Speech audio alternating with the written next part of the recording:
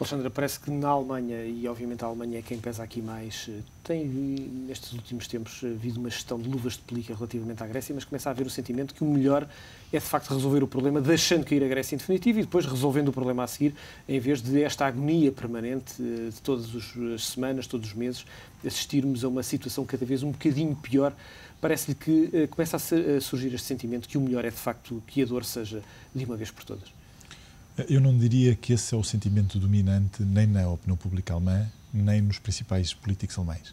Mas a verdade é que a questão grega já entrou no calendário eleitoral alemão, cujas eleições são só em 2013, em outono. Mas o chefe deste partido que sustenta a coligação e que tem uma função muito importante de charneira, enfim, no fundo, tico de pêndulo no sistema alemão entre o SPD e a CDU, está já a fazer campanha eleitoral porque sabe que esta ideia pode-lhe permitir adquirir votos no mercado eleitoral alemão. A ideia, no fundo, de deixar cair a Grécia, de evitar uma Europa de transferências e, sobretudo, foi aquilo que ele defendeu, de aprovar um regulamento europeu para a insolvência de Estados. Que ele chamou no artigo, que não seria uma insolvência, seria uma resolvência, foi a expressão que ele utilizou, que era no fundo para permitir aos Estados, retirando alguns direitos de soberania, permitir-lhes recuperarem as suas capacidades de saírem desta crise, com participação de privados, foi outra coisa que ele frisou muito. E, portanto, o que acontece neste momento é que a chanceler Merkel contrariou claramente essa ideia, portanto, isto era a mesma coisa, digamos assim, de termos, no fundo, o Primeiro-Ministro e o Ministro da Defesa em entrevistas públicas sobre uma ideia fundamental de governo e de política a contradizerem-se. Ela basicamente mandou este Philipp Rosler, enfim, que é um político mais novo, tal, praticamente disse para ele se calar. sobre a Grécia, enfim, ele depois deu uma entrevista em que disse que era contra quaisquer proibições de pensamentos ou de expressão em relação à questão grega. E, portanto, ele está, no fundo, a tentar aproveitar eleitoralmente esta ideia. O outro grande partido alemão, que é o SPD, é a favor da ajuda à Grécia e das eurobonds. A CDU também é a favor da ajuda à Grécia e de manter a Grécia no euro. Portanto, eu penso cada vez mais que podemos ter aqui um cenário a médio prazo de uma grande coligação na Alemanha, porque este é um ponto essencial. Quer dizer, este ponto de política externa, a Europa, na Alemanha é essencial. E, portanto, já tivemos uma grande coligação antes e como em relação a este ponto a divisão dá-se entre o FDP e os outros dois grandes partidos, podemos vir a ter uma... Aliás, o líder do SPD deu uma entrevista em que criticou este Ministro da Economia porque disse que, no fundo, ele está com medo de não ter 5% nas próximas eleições alemãs porque na Alemanha existe uma regra que só se consegue uma representação no Parlamento quando se tem 5%. Que, aliás, este partido tem tido sempre, mas já esteve perto disso, já esteve perto dos 6%. E diz que ele, no fundo, está a utilizar esta ideia eleitoralmente para ter a certeza que tem mais 5%. Mas realmente são afirmações, eu acho que responsáveis, muito mediatizadas. Ainda hoje houve uma visita deste ministro à Itália, onde foi uma estrela. Os italianos só queriam falar com ele, os jornalistas italianos. Então, mas o que é que o senhor acha da Grécia? E o que é que acha de Itália? O ministro estava ao lado, ele foi entrevistado ao lado do ministro das Finanças, Giulio Tremonti, italiano, que foi o grande defensor das eurobonds.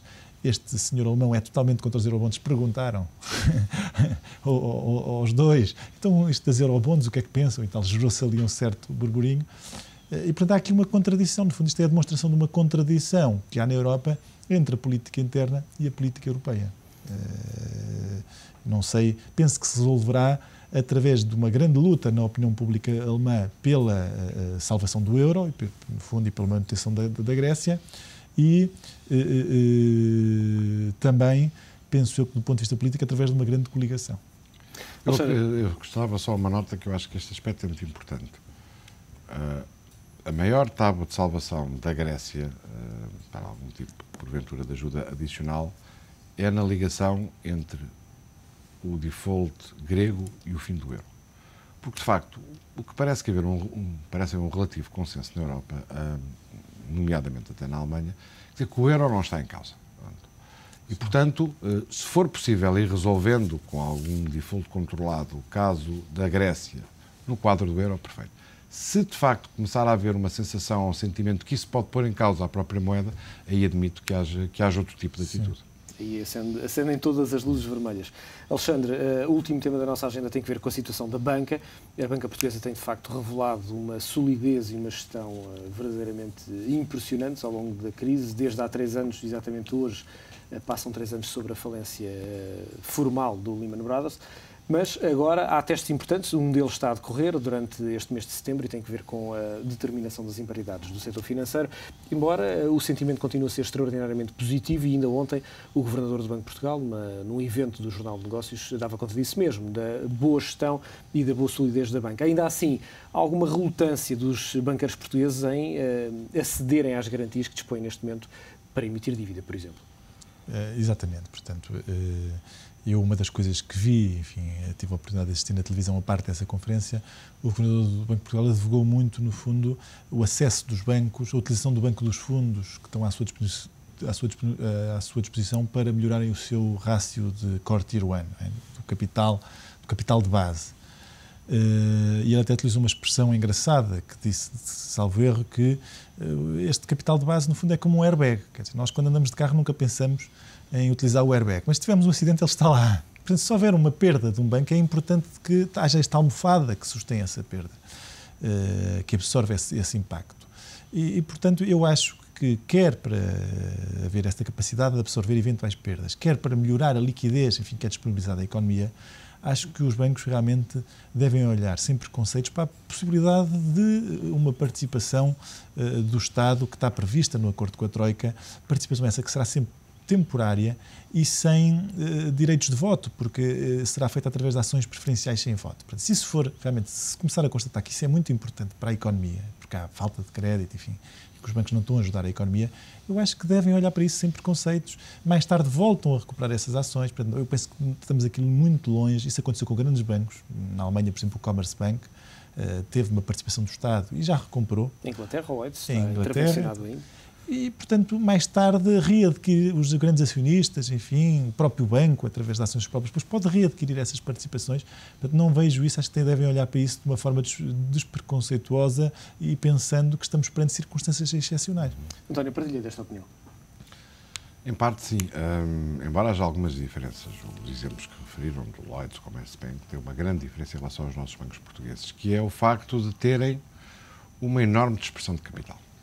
No caso dos nossos bancos, de facto, o controle acionista é feito por um conjunto relativamente restrito de investidores, com um domínio relativamente precário também sobre o banco e, portanto, eu acho que há sempre um grande receio de que a entrada do Estado no capital, ainda que, como o Alexandre referiu, seja uma entrada com ações sem voto, mas isto possa criar uma perturbação e alguma perda de controle desses membros por parte desses acionistas nesses bancos. Eu penso que este é o pano de fundo. Agora, se desta inspeção, desta auditoria que está a ser feita, espero que ela não seja excessivamente fundamentalista, porque também não ajudaria muito. Se registar um conjunto, ou se identificar um conjunto de créditos de difícil de cobrança, de imparidades, etc., acho muito difícil os bancos poderem resistir a isso sem um reforço dos seus capitais. Terminaria dizendo que também era bom que, desse ponto de vista, o Estado pudesse dar, por outra forma, uma ajuda, que é também o de começar a permitir que os bancos se vão desfazendo de muitos ativos, de muitos títulos que têm do Estado, muitos empréstimos que têm empresas públicas. Se de facto houvesse um pagamento de todos esses valores, também a sua situação seria outra forma de ajudar, talvez mais eficaz. Enfim. E libertaria os bancos e regressaria certamente esse dinheiro novamente à economia real. Era uma hipótese lúcida. Tal como aquilo que é sempre o vosso comentário. António Gomes Mota, Alexandre Mota Pinto, eu fiquei impressionado com essa troca de galhardetes. De facto, António, não estava à espera. Eu fiquei aqui um pouco perdido. Desejo o resto de uma boa noite. Voltamos a ver-nos de hoje a 8 dias. O Closing Bell parte agora para um breve intervalo. Logo a seguir olhamos para algumas notícias que estão também a marcar esta noite de quinta-feira. Até já.